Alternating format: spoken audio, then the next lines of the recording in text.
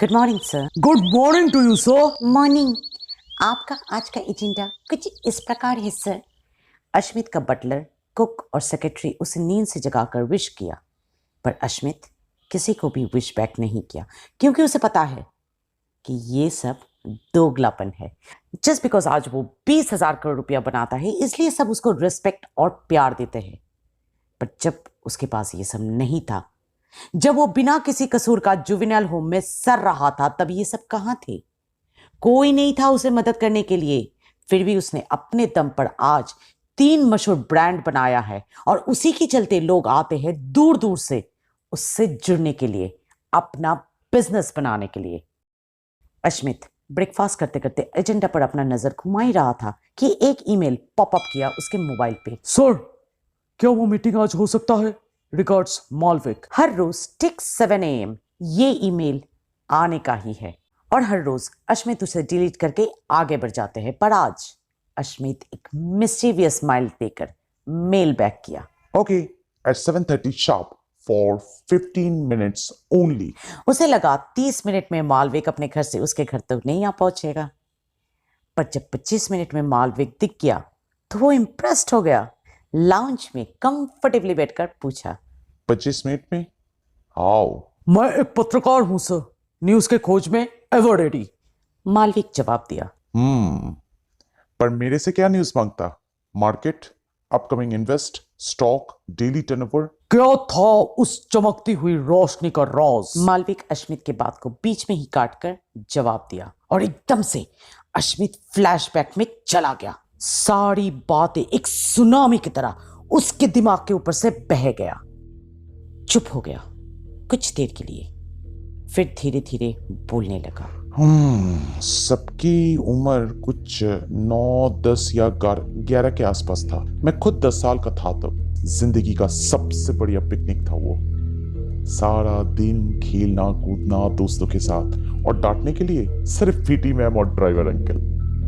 No parents, no class teachers, no studies, सिर्फ मस्ती मजाक और अच्छे अच्छे पकवान खाना। बहुत एंजॉय किया, और शाम को जब बस से लौट भी रहा था तब भी मस्ती खत्म होने का नाम नहीं ले रहा था। जब देखा कि अंधेरी रास्ते की दोनों तरफ घना जंगल दिख रहा है और दूर दूर तक कोई स्ट्रीट लैम्प या आने जाने वाला कोई व्हीकल भी नजर नहीं आ रहा है, तो एक बदमाशी सूझी। रोने लगा कि जबरदस्त सुसु आया है मुझे। बस नहीं रोका तो यही कर डालूंगा बस में ही। मजबूरन ड्राइवर अंकल 20 सुनसान रास्ते में बस रोक दिया, और मैं बस से उतरकर रास्ता क्रॉस किया और एक पेड़ के सामने जा खड़ा हुआ। अब देखो बॉस, सुसु तो नहीं आया था, फिर भी मूतने का एक्टिंग करता रहा समय को किल करने के लिए। उधर पीटी मैम चिल्लाती रही, Ashmit, are you over yet? और कितना समय लगेगा?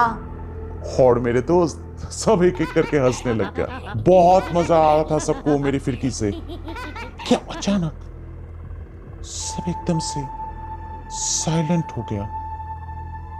बस की लाल लाइटें भी जो पेड़ पर गिर के अंधेरे रास्ते को रोशनी दे रही थी, वो भी एकदम से गायब हो गया, और अंधेरा चारों ओर फैल गया। डर अचानक मस्ती की जगह दिल में घर कर गया, और मैं पीछे मुड़ के देखा कि बस रास्ते में नहीं है। पूरा रास्ता सुनसान है।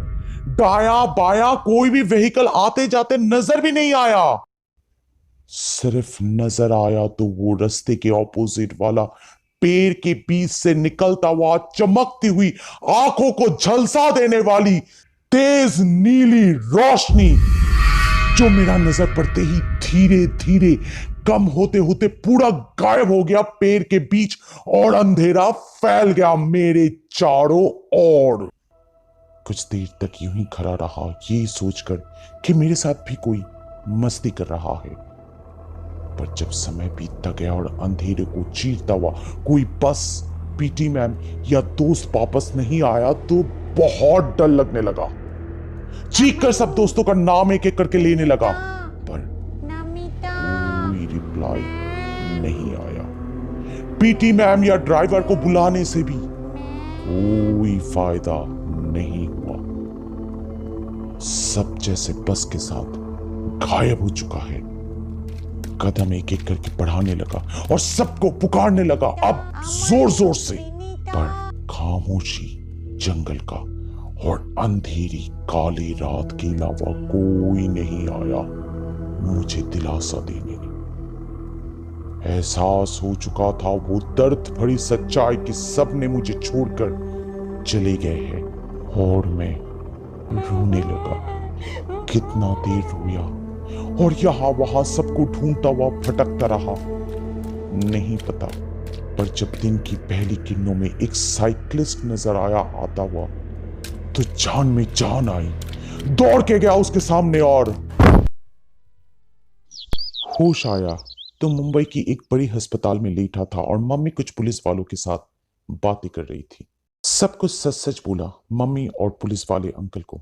फिर भी जब 3 दिन बाद कोर्ट में मुझे मुलजिम के कटघरे में खड़ा किया, तो एहसास हो गया कि उस रात पीटी मैम और दोस्त मुझे छोड़कर भाग नहीं गए थे, बल्कि उन लोग उस पिकनिक बस के साथ हमेशा के लिए गायब हो चुके हैं।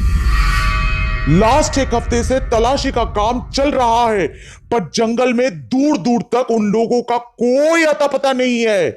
ये खबर एकदम से बिजली की माफी मेरे दिल पर गिरी।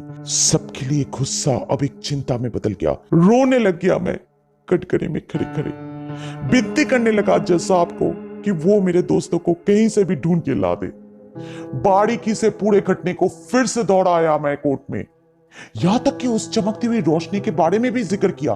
पर जब वकील साहब मुझे बार बार जोर देकर पूछने लगे कि मैं झूठ मूठ का सूसू करने का बहाना क्यों बनाया था, किसके कहने पर बनाया था, तो मुझे समझ में आ गया कि इन लोग मुझे ही दोषी समझ रहा है। अपने डिफेंस में फिर से मैंने पूरा घटने का पूर्ण डेमोन्स्ट्रेशन किया, लेकिन कोई फायदा नहीं हुआ। बाद में पता चला कि जज साहब ने मुझे मुलजिम करार देते हुए जुवेनियल होम में भेजने का निर्णय लिया है। 2 साल रहा मैं वहां, और इन 2 सालों में सब कुछ बदल गया मेरी जिंदगी में। मेरा बचपन, मेरा मासूमियत, मम्मी का इमेज, बिजनेस, रिश्तेदार सब खत्म हो गया। लोग इतने दोगले निकले कि क्या बताएं। एक तरफ एक मासूम 10 साल का बच्चा बोलते थे, और एक तरफ उसी 10 साल के बच्चे से आशा करते थे कि वो एक बस 20 बच्चों से भरा और एक हट्टा खट्टा ड्राइवर और एक तंदुरुस्त पीटी मैम को ऐसे ही गायब कर देगा। लाइक कोई जवाब है इसका? तो फिर उन लोग गायब कैसे हो गए थे? मालविक ने पूछा। मेरे से क्या पूछ रहा है? उस चमकती हुई रोशनी से पूछ। अश्मित ने जवाब में बोला। हाँ, तो वो रोशनी था क्या? मालविक ने फटाक से पूछा। तू एक पत्रकार है ना, या कोई दूध पीता हुआ बच्चा? पत्रकार है तो पत्रकार जैसे सवाल पूछना। मैंने आज तक इतना वाहियात सवाल एक पत्रकार से कभी नहीं सुना। मींस भगवान उठा ले मुझे ये सुनने से पहले। दुनिया में बहुत कुछ होता है साइंटिफिक एक्सपेरिमेंट या न्यूक्लियर टेस्टिंग के नाम पे, ये तो सभी को मालूम है। सफल हुआ तो वाह आई, नेशनल अवार्ड और उस एक्सपेरिमेंट के टीम मेंबर्स के ऊपर एक फिल्म, और अगर असफल हुआ तो मेरे जैसे किसी निर्दोष के जिंदगी से खेल। तो फिर आपने बयान क्यों बदला 2 साल बाद कोर्ट में? क्यों बोला that you are suffering from delusional disorder, जिसमें एक बंदा कह नहीं पाता कि क्या सच है और क्या झूठ? मालविक ने पलटवार किया। मालविक, तू क्या पूछ रहा है? मजाक है क्या? नहीं, तू मेरे को एक बात बता, तू अगर मेरे जगह होता तो क्या करता? सच बोल के सारी उम्र पहले जुवेनाइल होम फिर जेल में सड़ता, या झूठ बोलकर अगले 6 महीना मेंटल हॉस्पिटल का टॉर्चर सहन करता और फिर बाहर आकर अपना स्टडीज खत्म कर 3 बिलियन का कंपनी का धंधा बनाता अपने दम पे? अश्मित ने जवाब दिया। मालविक चुप हो गया। फिर कुछ देर बाद सोचने के बाद बोला, I am in with the second option. Thank you Ashmit ji for this interview. ये एक टोटली काल्पनिक कहानी है। देखिए, आप लोग वीडियो तो देखते हैं और पसंद भी आता है, बोलते भी हैं कि बहुत अच्छा बना, पर वीडियो को लाइक नहीं करते हैं, शेयर नहीं करते हैं, कमेंट्स में कुछ भी नहीं लिखते हैं, और सबसे बड़ी बात, चैनल को सब्सक्राइब भी नहीं करते हैं। अरे कीजिए ना अपना दोगलापन उतार के। Till then